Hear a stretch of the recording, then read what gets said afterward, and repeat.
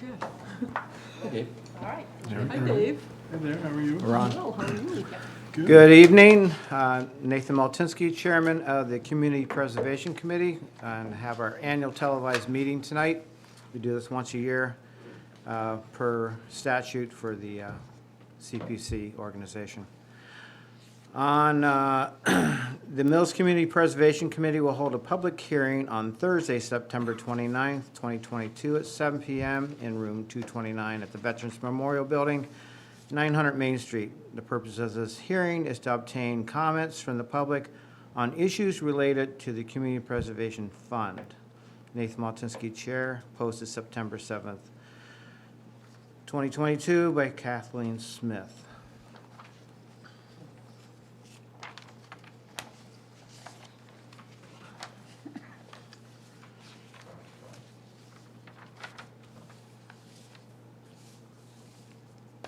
I'd like to introduce my committee to everyone. To my left is Kathy McGinnis, who represents the Finance Committee. Alan Handel, who is from the Planning Board. Dave Baker is Citizens at Large. Jim McKay is Citizens at Large. Ellen Rosenfeld is representing the Select Board. Not in attendance tonight is Pam Mustard. And Wendy Berry is unavailable, and Dr. James Lerter, who's on the Concom, who cannot make it tonight also.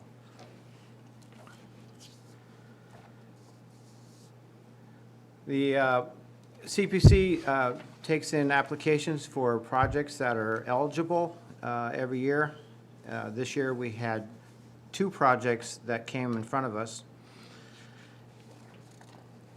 One was Oak Grove Farm for funding for bridges and infrastructure on the trails on the property.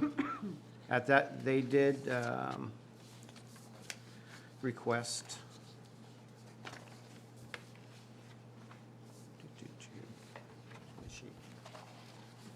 Sorry, I had it written down here.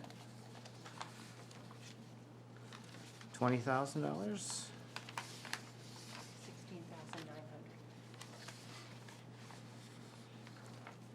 $16,900. Today, they've only expended money for mailings of $386. That project is temporarily on hold. It's in progress. They're waiting to work with the Conservation Commission on this project, and also DEP has made some rulings, and they're waiting for determinations on those. So we're looking forward to having the progress made on that, and next year we'll have members from the Oak Grove Farm Commission come in and discuss this project. And hopefully it's completed by that time. Our other funding that we gave was for soundproofing the pickleball tennis courts, and that was for $21,035.16. There is a balance of 300. Oh, they use all their. They have $1,998.85 remaining in their balance for that project. They put this specific wall up around the pickleball courts to diminish the sound that comes off the paddle boards, which is can be annoying to some of the neighbors, and I believe that it's worked well, and there was some donations from members of the town, and I believe the DPW did assist in installation. Is that correct, Jim? Yep. So it's acoustic block, and I believe the neighbors are very happy with it. It is fully installed. I mean, you can see when you drive by, you can see there's 3/4 of what was requested, and that's up. It's fully up is what was requested. So, and I believe the neighbors are very happy with the outcome of it. Excellent. Anybody else have a comment on the pickleball? Okay. Wendy Berry is our treasurer. She was out sick today, so I will give the abbreviated finances of the CPC funding. As of August 31st of 2022, we have in the open space account, we have $40,630.40. In historic resource, we have $129,964.37. For community housing, there's a present balance of $181,645.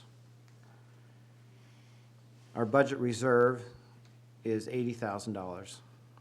And our undesignated fund balance is $821,309.85, with a total of $1,253,549.62. So each of the categories, that money is specific for those resources. The budget reserve and undesignated fund have to be and can be used towards a project that is eligible for funding. We have a couple other projects that were funded and some money was expended. Niagara Firehouse, Phase 4, there was $11,073.14 left in that. $8,520.20 just went for interior storm windows for Niagara. The building has 26 windows, and they're all but 3 are single glaze. And so this will definitely help in heating and air conditioning expenses for the building. They were made in Connecticut and delivered, and as of now, about a third of them are installed. So there's a balance of $2,552.94 towards any other existing projects at Niagara.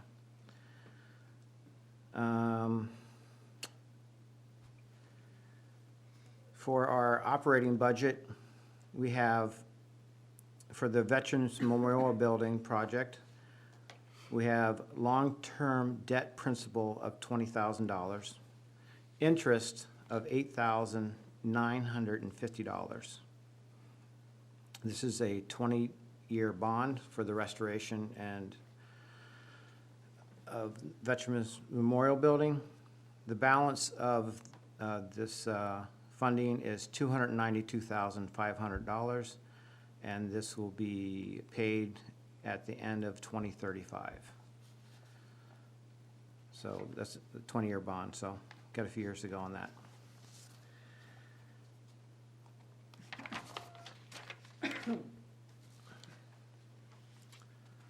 Well, that's the numbers. That's all I have for tonight for our meeting, unless anyone else has anything else to say. Any projects? Someone like to make a motion to close the public hearing? Do we have public input here? Yes.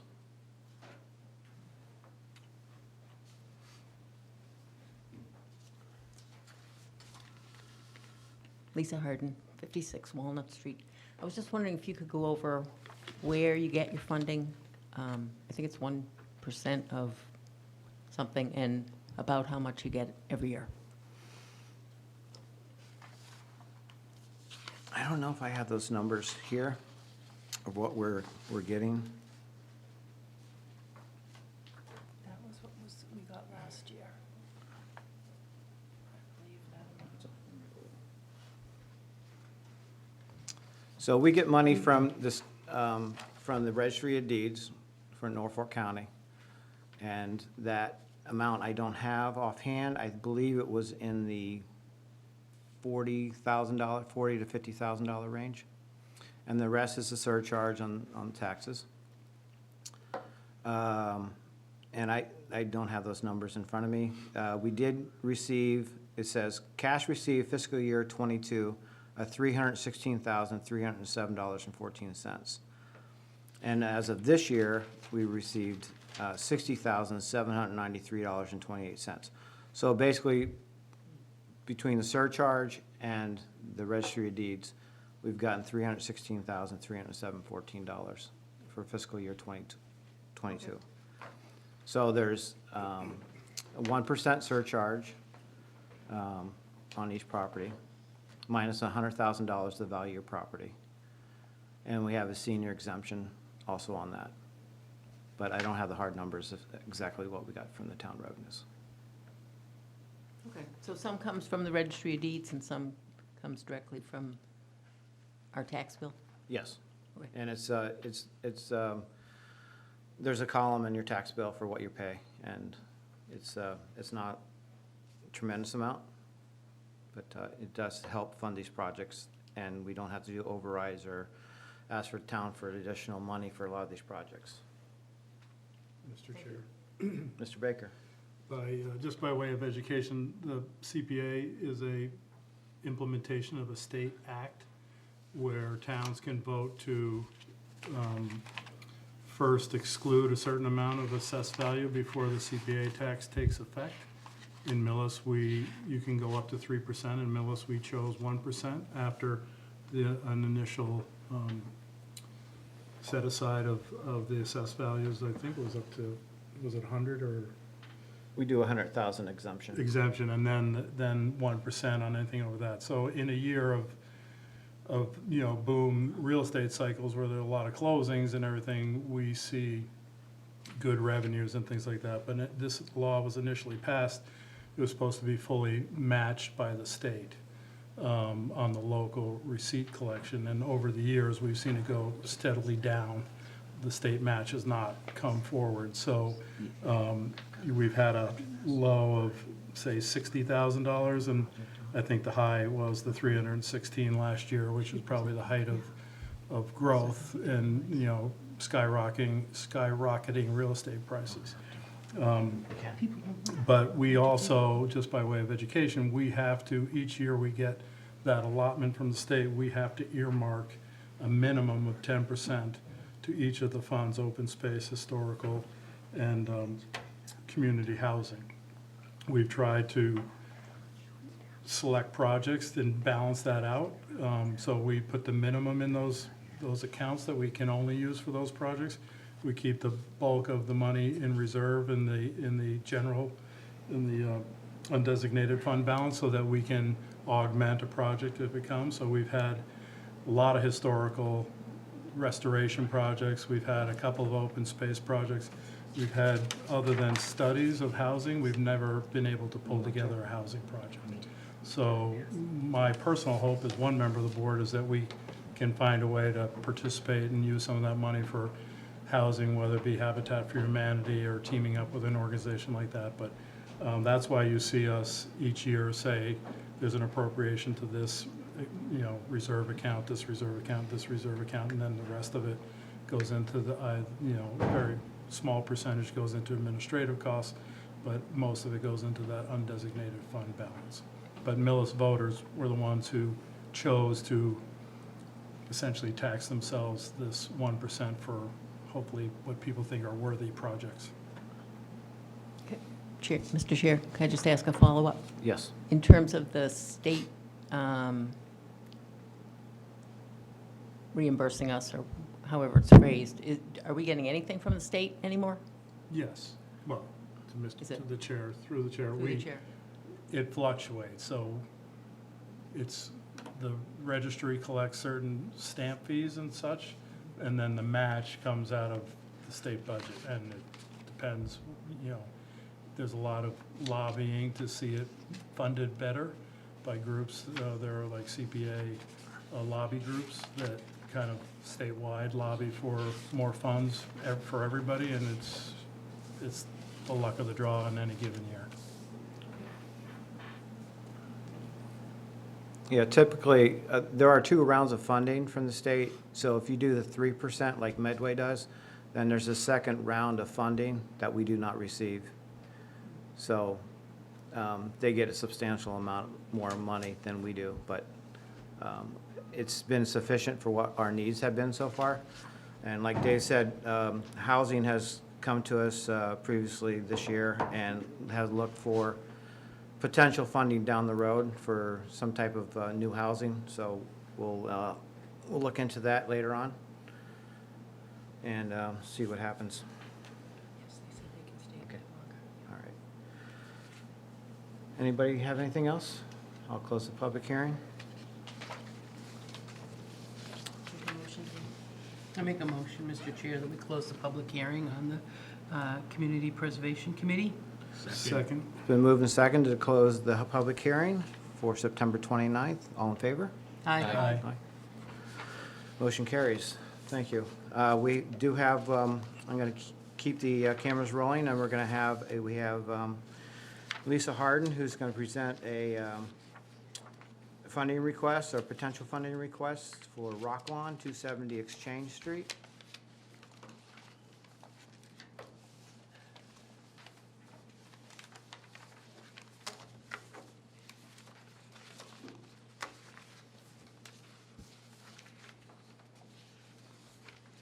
I have to bring copies of everything I sent before, plus there's some funding stuff at the end, fun fund. That I had, yeah. Thank you.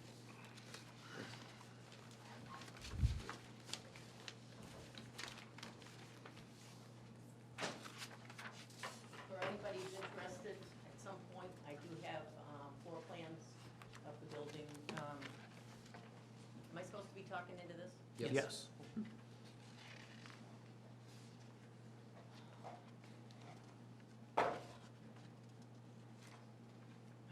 Is the camera going to see anything I hold up? Or no? Yes. Maybe? Yep. Just so the audience knows what building we're talking about. You're on. It's right there, you're on. Hey. Excellent. All right. This is the building we're talking about, 270 Exchange Street. I'm referring to it as Rock Lawn. That was its original title, as far as I am aware. It has also been called the Van Cleek Mansion, the Holiday Shop, Rossi's Restaurant, Jasper Hill, and I don't know. Anything else? So I'm trying to get it to be called one thing so we can all be on the same page as to what we're talking about. All right.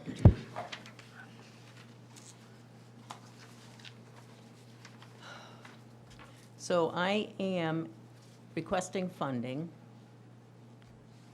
to buy this building. Why should we save it? It's historically associated with the Lansing Millis family. It was built by Lansing Millis's daughter Helen around the time of her marriage to Livingston Van Cleek. So that's why it's known as the Van Cleek Mansion rather than the Millis Mansion. And it's right across the street from Van Cleek. For a location, in case anybody doesn't know, it's at the corner of Union and Exchange Street, which is 115, that weird intersection that's got several streets all coming in together. So it is on a main road through town. It's highly visible. It's a gorgeous Queen Anne Victorian. It's only had 3 owners that I know of in its 135 years. After, well, the Van Cleek family owned it from about 1887 when they built it to approximately 1920, and they sold it to the Cole family. And Eleanor Cole in the 50s started her holiday shop, and that went until 1975. And then she was getting older and couldn't run the shop, and she wasn't able to keep up the building. And Tom Roach, who's a local builder who grew up in town and still lives here, decided he would buy it and restore it. So he bought it in 1987, I believe, and it opened in 1988. He got a, in order to make make it work financially. It doesn't really work as a single-family home. He got a restaurant to go in there, Rossi's Restaurant. And he's taken care of it for 35 years and is interested, he's now has it on the market. He's interested in seeing someone else take it over that cares about it as much as he does. And he would like the town to buy it because he sees the town as, since its historic value to the town of Millis is much higher than it would be probably to anyone else. He sees the town as being able to keep the historical aspects of it for the future residents of Millis. It's the, as far as I know, it's the last property related to the Millis family that's would ever be for sale. The original Millis mansion was torn down in the 30s that Lansing Millis lived in, which was basically where the Key Street condos are now off Island Road. There is the Oak Grove farmhouse that was part of his farm, but all the other buildings that were on that farm are gone.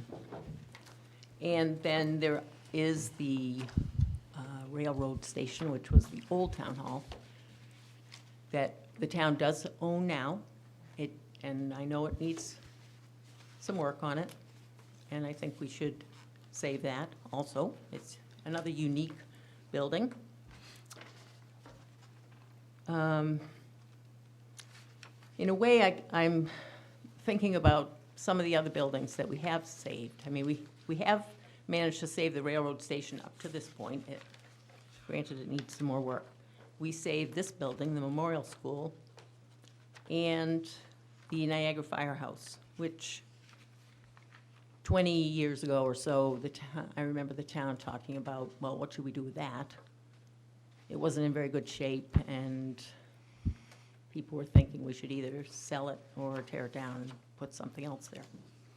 And some of the people, including Mr. Maltinsky, some of the people in town decided that we should try and save it and restore it.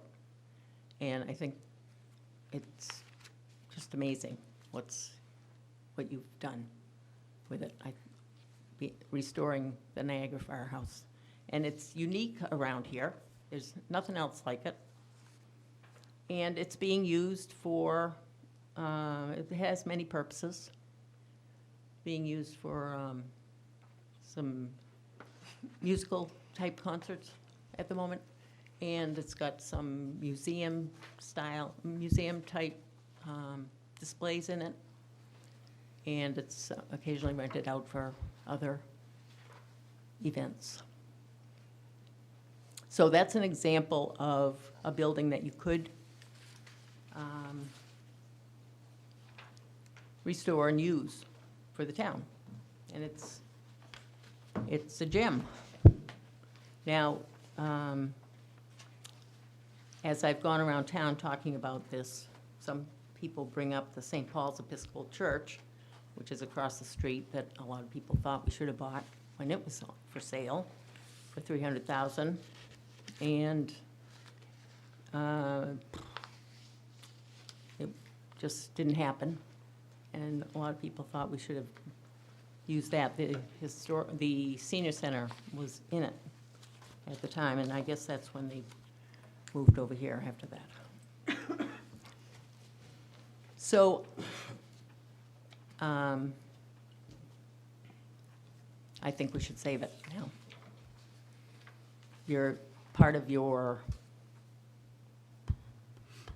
One of the things that you're supposed to be doing with your funds is historical preservation, so I think you should at least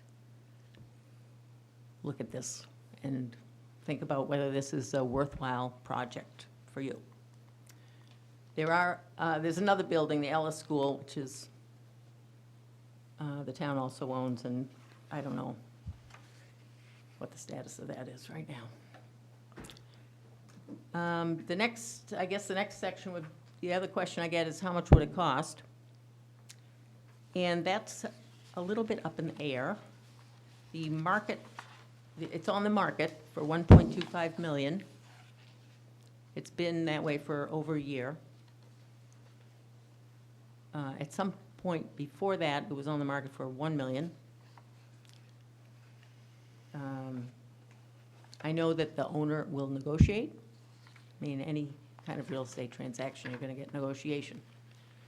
So I honestly believe that we will not have to pay 1.25 million, but I don't know how far down we can go. I'm just a citizen, and I didn't have any authority to negotiate on behalf of the town.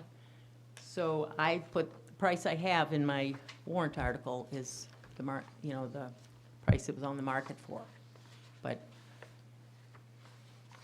I think it's highly unlikely we would end up having to pay that much. And everyone's told me that there's no way the town's going to vote for anything. But they always do. So I am requesting that CPC pay some portion of it. And then, depending on what you say, then I would have to go to the town and see what they can come up with. Now, this would be in the form of like a mortgage, a loan, and it would be over probably 25 years. And I talked to the treasurer earlier in the week, and she said it would probably be 4%. And then today she said, well, no, it's probably going to be 5%. So I don't. Right now, she's putting things out, and it's 3.5%, I think. So, kind of depends on when this happens, and what happens with mortgage rates, and the town doesn't pay like residential mortgage rates. It's less than that, but there's no way to get a firm figure on anything. But I have many different printouts that show various costs. And when I said 50,000, that was the average. That's what the average was at the time that I sent you this. That is what I'd been told that it would probably be. But then when you get down to the actual figures, it came out a little higher than that. So in terms of how much the CPC wants to provide, if they decide they are going to provide anything,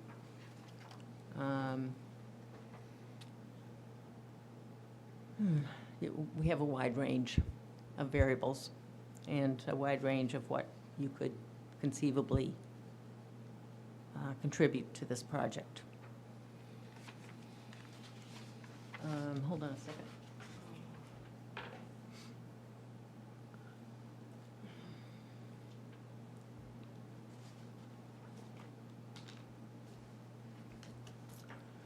Okay, the last thing I'll talk about is what would we use it for. Again, I'm one person. I've talked to a lot of people. I have a lot of ideas, which I will throw out at you.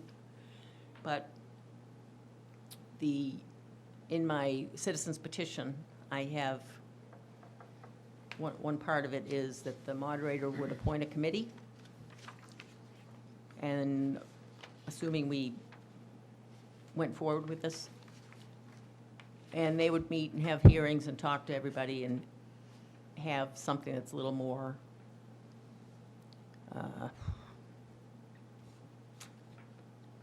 they get a little more widespread input as to what the town could see using this for, over the next, let's say, 6 months. It's for general municipal use. It could be used, these are things it could be used for. It's got a lot of meeting space in it. There are a lot of committees that do not have any home. Let's say, the Millis Cultural Council, or this Historical Society has, I guess, has a home at the Oak Grove Farm, maybe, but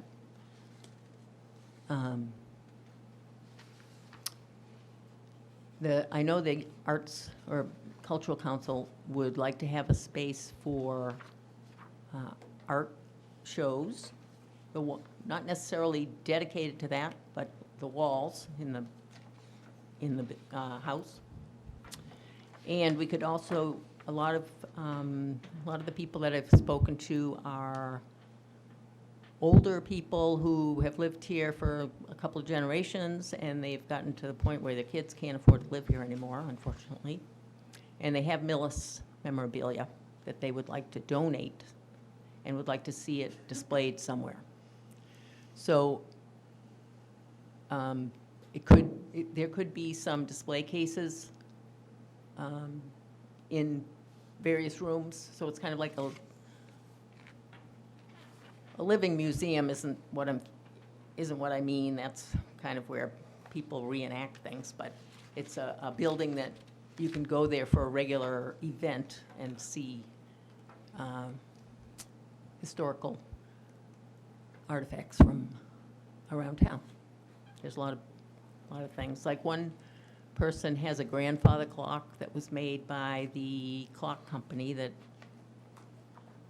I think was down here at the corner where the police station is. Might be, I don't think it was Holbrook, but it was right around there, and I can't remember the name of it. So they were saying, well, would this be something that could go there? Well, it's a perfect place for a grandfather clock.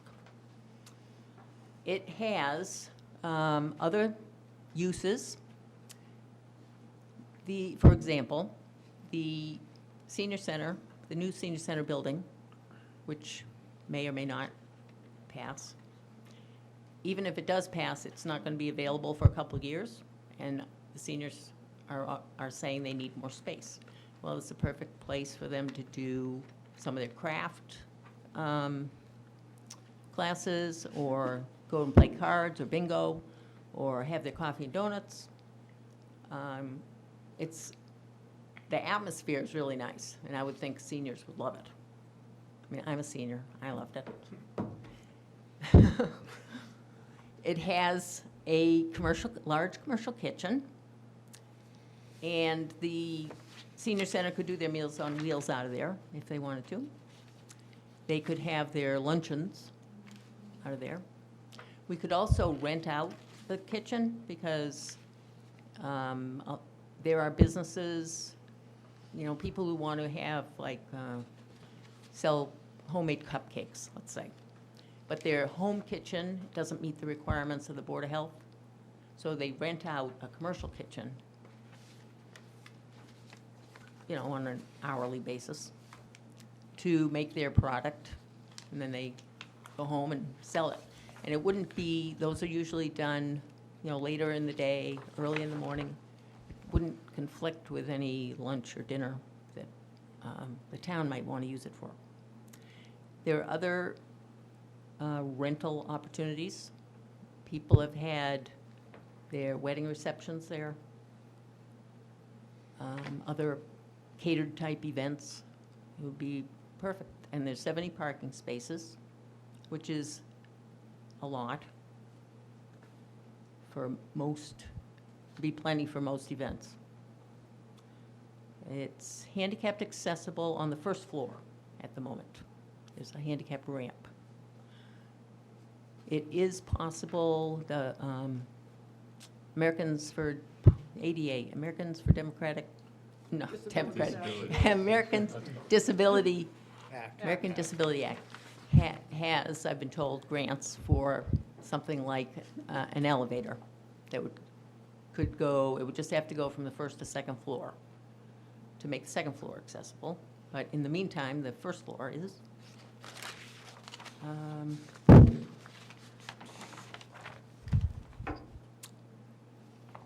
Well, I think I might have put some other things in here, but that's all I can think of off the top of my head.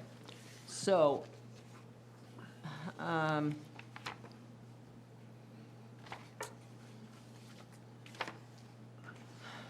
Does anybody have any questions or concerns or things that I should be thinking about? Thank you, Lisa. That's, I understand your passion and very descriptive detail on the building and history and potential uses.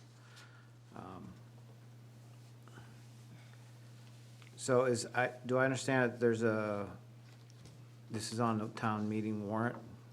It is, Is he For having it on the November. town meeting warrant? yes. Okay, for November. Yeah.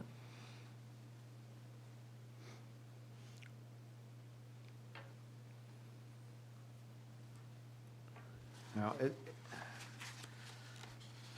It can be amended on the floor if there's some problem with the language. mhm. Right, this is my first time reading the warrant here. I used the language that was from two different places. I took it from the warrant article that we used to buy the Braun property for $1 million on Village Street a year ago, June, I think it was. And then I went to Medway, because everybody says, oh, go to Medway, they're buying buildings. And they have, I guess because they get 3% instead of 1%, they have been buying a lot of buildings with CPC money. But anyway, so I used some of the language in their articles. So the language is pretty much, even though it hasn't been combined exactly like that, it's been passed by town council in Millis and Medway, so I'm pretty confident it should pass muster. So this hadn't been reviewed by our town council yet No, don't they a- review the warrant A article? and- citizen isn't allowed to go to the town council. It has to go to the selectmen first. Okay. So question is, have you gone to the select board for this? I presented it in draft form when they opened the warrant, and then I submitted it Monday when they closed the warrant. I haven't, they talked to me the first time, just throwing out ideas.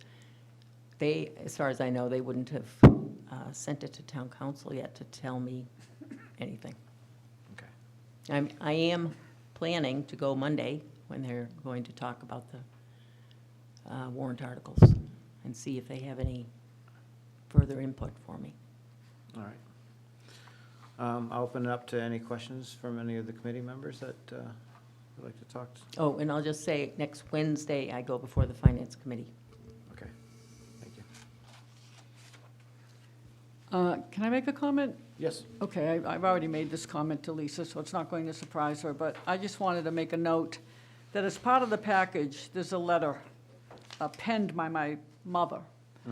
And I just want to make it clear that, and I know Lisa probably, included it for that purpose, that this should be for historical purposes only and not as any sort of approval of what my mother would have done. And maybe by design, since we share the same last name, that I am for this. So I would just request that this board consider this document as an historical reference only as to the building and not any kind of a A or nay. Understood. Thank you. No, good point. Thank you. That was the first one that I had found that had good historical stuff in it. And then this week, I reconnected with Lisa Priest, who's the widow of Doug Priest, who used to be on the select board. And she gave me a copy of the one that I included in this package, because she used to write historical articles for the Country Gazette back in the 1980s and early 1990s. And this was the first one that she found, so I put that in to give you some idea of who Lansing Millis was and why he's important to the town. I spoke to her again today, and she thinks she has some that are more specific to the building, so when I get those, I'll make those public. Right. Okay, thank you. Mr. Chair, Mr. Handel? you put a lot of work into this, it's great, I can see it's very important to you.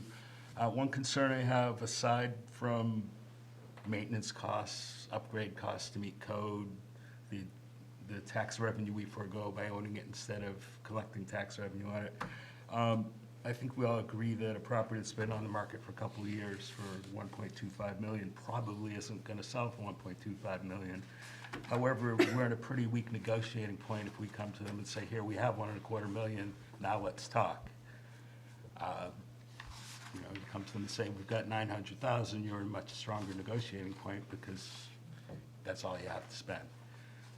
So We can. asking for the full we amount might not be the can- best strategy. Well, but if I don't ask for the full amount, that kind of knocks you out of the, We're not competing with anyone that's been on the market for 2 years, At least. at least. well, it's, you can't just take 1.25 and give it all to the seller, though. It has to include everything that goes into a sale. You know, there's other things. There might be some things that have to be repaired, I'm sure or significant costs to bring it up to code. closing. It has been, I don't know about that, because it has been used relatively recently by Jasper Hill, and the building inspector didn't say that they couldn't be in there. So I think it's up to code, Yeah, but can I just at make a least for comment? that Yes, Al. use.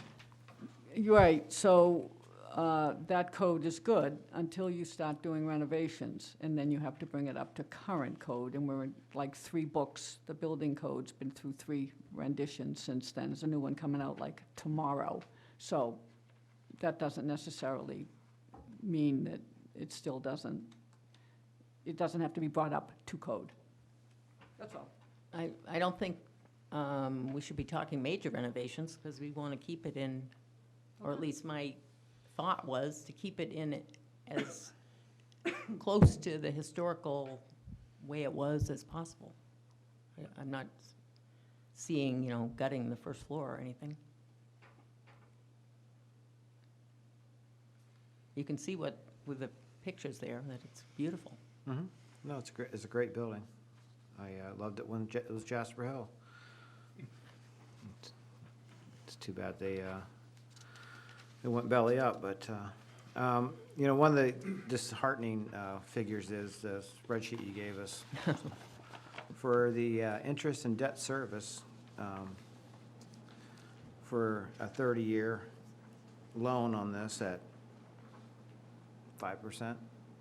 Well, the treasurer said that 25 years, she was projecting it, we could get it at 5%. Now, the first date on here is 2024, in July, so Right. I don't know why it's so far out, but that's what I was given. And this is the company, Hill something or other, that she uses.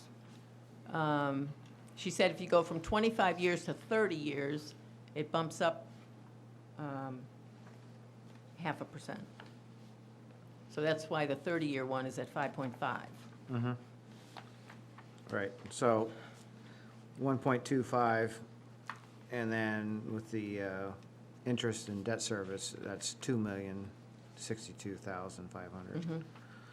So you're doubling the cost of a purchase minus your maintenance and any upkeep and, Right. This Right. proposal doesn't include any operating costs. right. That would have to come at the next town meeting, Mhm. when we had some idea of what we were going to use it for. Mr. Chair. Mr. Baker?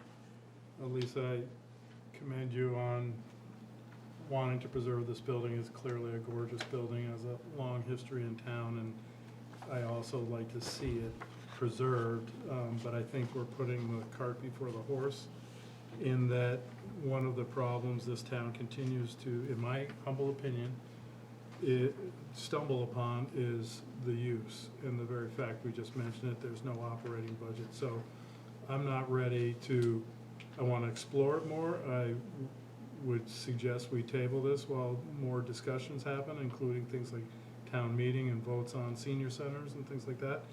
But what really needs to be hammered out with the Board of Selectmen is how would this building be used by the town?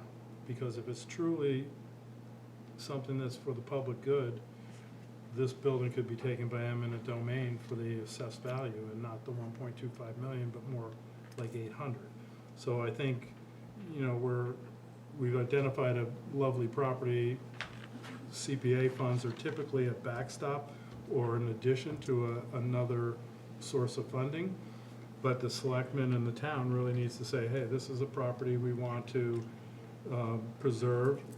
The history of Niagara was that the selectmen voted not to save it, and the CPA legislation didn't exist at the time, and it was volunteers like your brother and Nate who came together to say, let's start putting a budget and a program together to save that building, which once the CPA got involved and prevailing wage, the budget was much more than anybody expected. We have a beautiful building at the end of it that was saved, and the Historical Commission uses it and houses collections and everything, but our operating budget doesn't have things doesn't have line items of any significance for the Conservation Commission and trails, fields. I mean, we go year to year and make it through. So if we bought this building and then suddenly it was like the railroad station that just sat there without a use. I've been in some of these tours, I've seen the railroad station, I've seen Ellis School. Ellis School was given by the school committee to the selectmen to the historical committee. That building through grants and again, public sector prevailing wages was gonna be a couple, north of $2 million to try and save. And the question was, what are we gonna do with it once we save it? And priorities change and people's focus moved on to another project. So this is a great building, and it has been renovated fairly recently, so there are systems that are good in there, maybe fire alarm and things, and there's clearly, depending on what was decided to do, you would trigger code upgrades.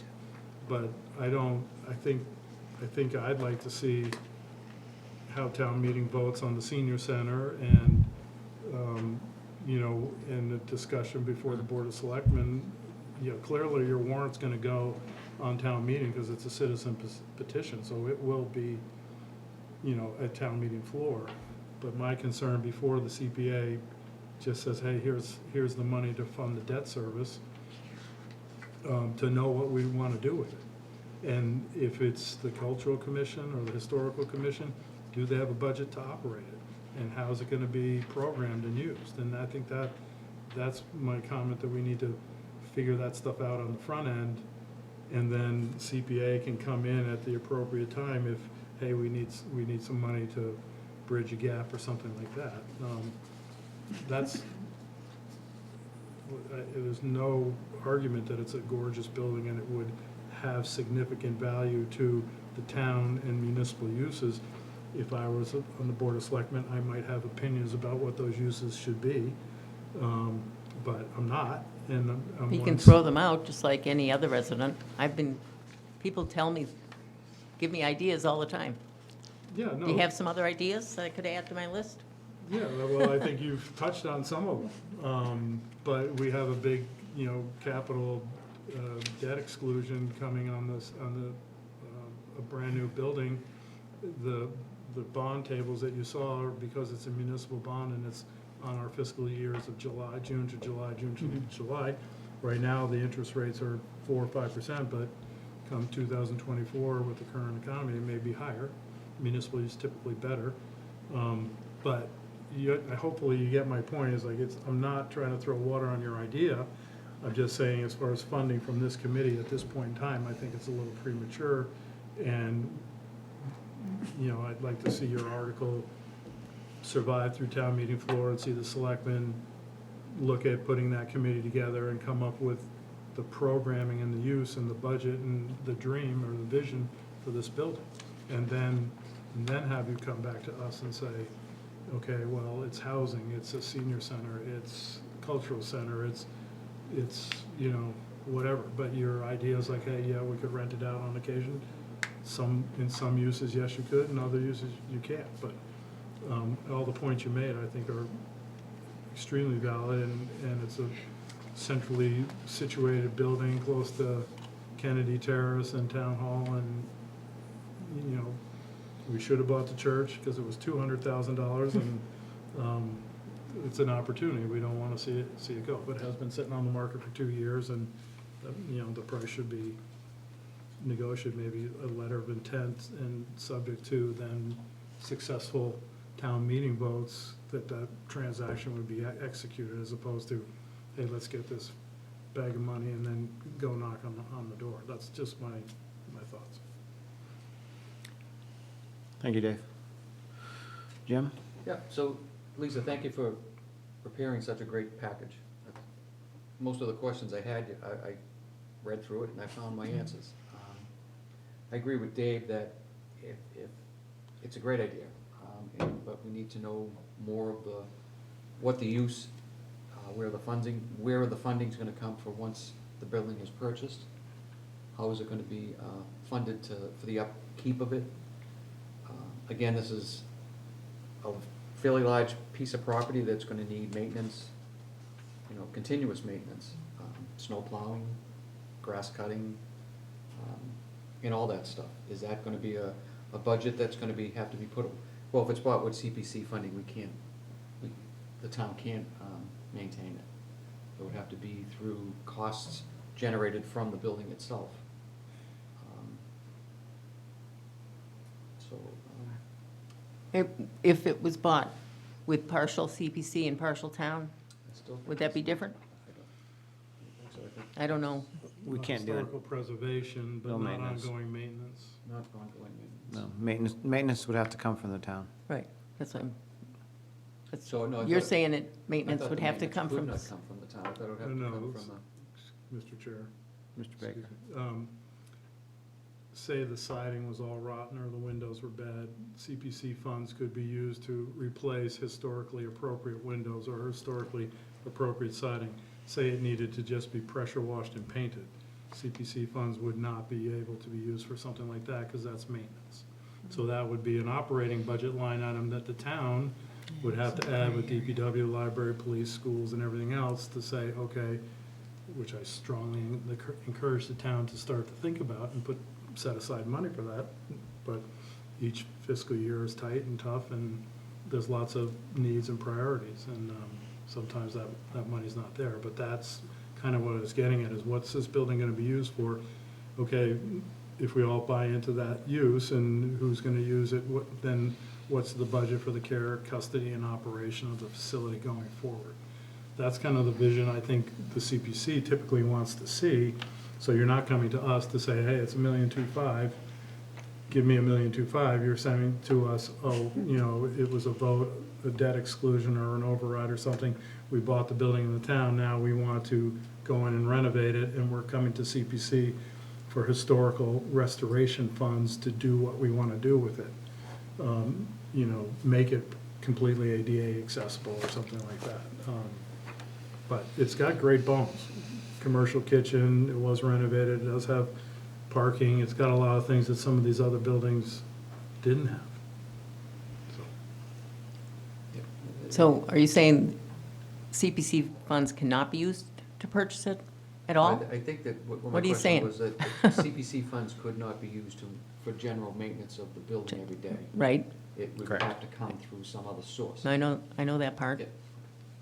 It's a historical structure, so CPC funds could be Could used cost the building, to so- purchase it, but then we get into, as you pointed out, Right. general municipal purposes, or a conservation restriction, or a historical restriction. We have to restrict our funds, you know, so if it was ever sold or something like that, the money could come back to the CPC accounts and things like that. So it's not like it couldn't be used to help buy it, but it would, you know, you put together bond scenarios, just typically how we approach these big-ticket items, because we don't have the money to just throw it out there without exhausting all our accounts. So we typically say, okay, let's do a bonding and fund it. And so, I mean, you stepped on a lot of the issues and tackled them, but the one thing we don't, before I'm ready as a member of this committee to support because we have to make a report to town meeting and make a recommendation to town meeting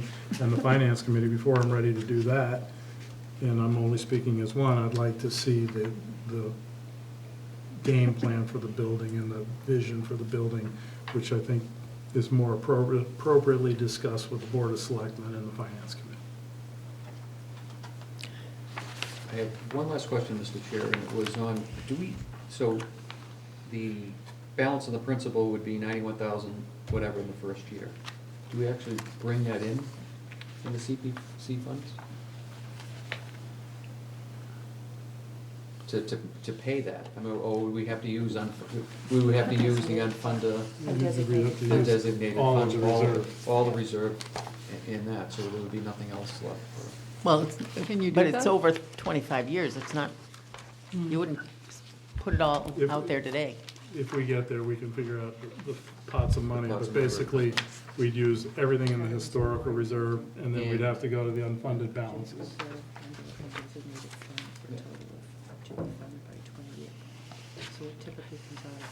Just to comment on, Right. Mr. Baker, on your eminent domain. Several people told me I should talk to Medway because they bought the Thayer House, which is in Chill Park. Turns out that they bought it by eminent domain, and then there was like a 2-year legal battle with the owner. So I don't know that eminent domain really works when you're buying a property like that, because you don't really have, it's not like, well, we need this so this road can go through, or, something like It has that. to be an overriding public good. Right, So you can't just say, oh, I want it for Lisa's house, or, right, somebody's, it has to be for all the residents of Millis. The process of taking it by eminent domain would go forward and be successful. The owner could challenge the valuation and take you to court and say, Right. I was gonna put in a, Target retail store here, and it was gonna make $50 million a day, and you underpaid me. And then you could be in court fighting about that valuation. But in the meantime, the town would have taken it, but again, take it to do what? That's where I'm Right. stuck. I guess the problem that I have, and I'm getting some input here, is that I kind of waited for a while to see if anybody in town was going to make any move to try and buy it, anybody interested in the historical preservation, and nobody did. So I finally decided to do it myself. And so I'm just one person, and I don't know how much time left there is. Yeah, no, I don't. Because it's, these other things the town owned already, and so if you didn't do anything with it for a year, it would still be there. Yeah. I think, again, you're going to see the selectmen and you're going to see the finance committee, and you'll get some clearer direction there, but, just depending on how some of these votes go at the next town meeting, I would think it's be appropriate for there to be informal discussions with the owner and say, potentially you want to donate some of this, there's tax advantages if he donated some of that valuation. So it's complicated. I'm not a real estate attorney. There's other people here who are real estate attorney. I know enough to be dangerous. I'm just saying that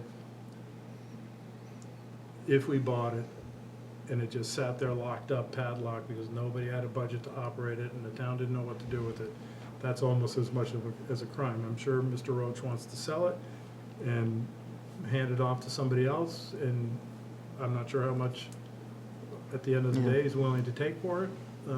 But there's a lot of issues here, and you are only one person. That's why I think all of us complimented you out of the gate, saying you've done yeoman's work, and it's an important building and structure in town, and I think we want to see something positive happen to it.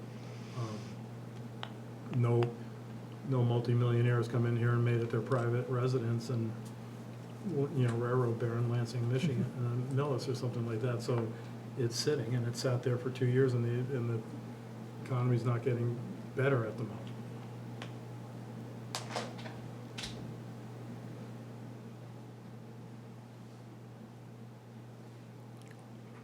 So could I just get a general feel? Do you think it's worth pursuing? Does anybody care about the building other than those two? I care think, about it. I think everybody's on board with you. I think it's just that typically, we don't make a decision on one meeting. And there's too many open ends on this Okay. right now. Plus you have it on town meeting warrant. For, Well, I had to get it going. right, so there's your first avenue, so see if the town's for it. And actually, that'll be a great forum for this whole thing, because it can get out there and get discussed, and the town people can learn about it, know about it, and say, hey, maybe this is worthwhile, maybe we can do something with it.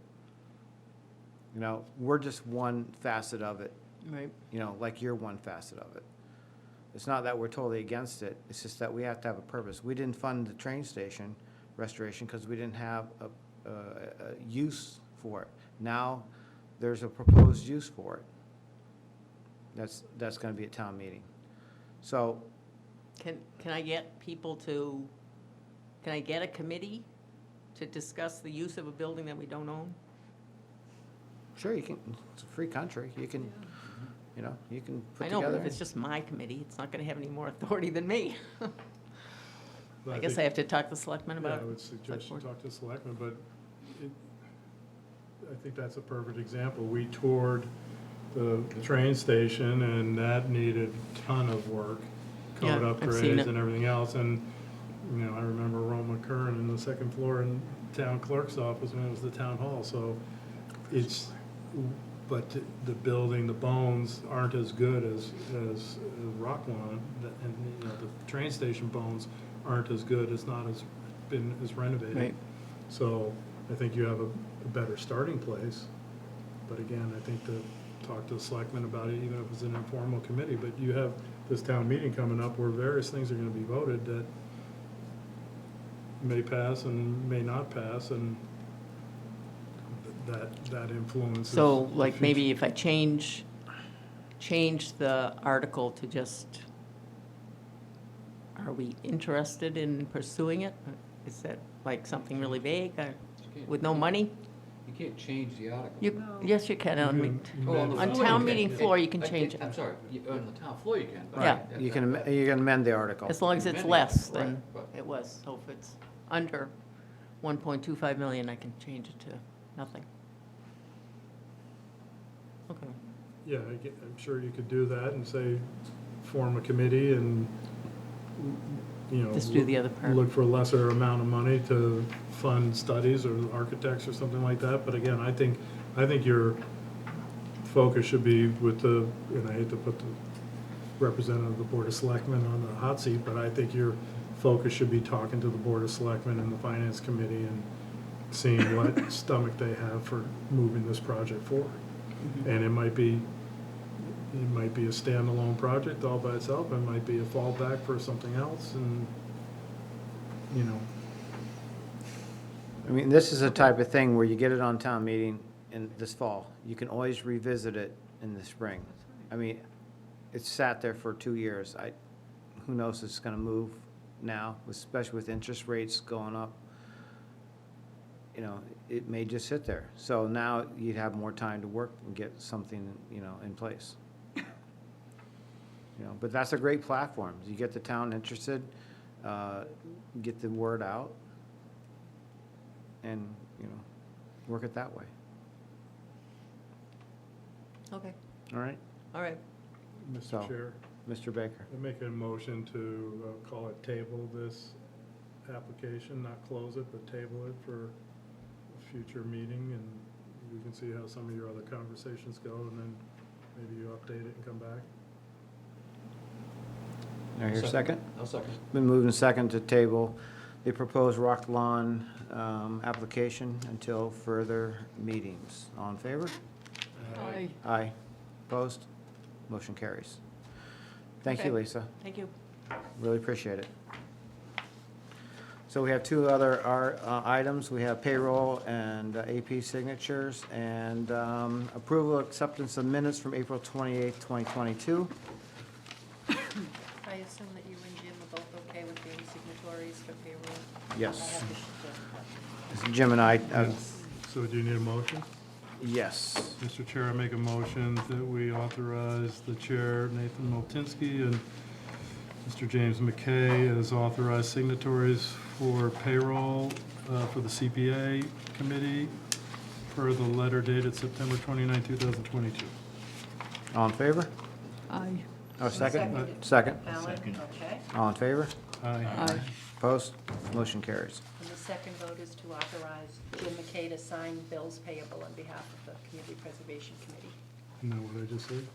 That was for payroll. This is for Oh. bills payable.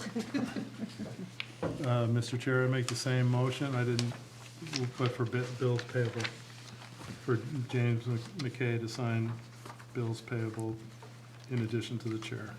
Just discussion on that, Mr. Chair. I don't sign it without first talking to the chair and Right. everybody else. It's just, it's worked out. It's just that Jim works at town hall, so Yeah. if I have No. to submit something, Oh, he's there does to he? sign.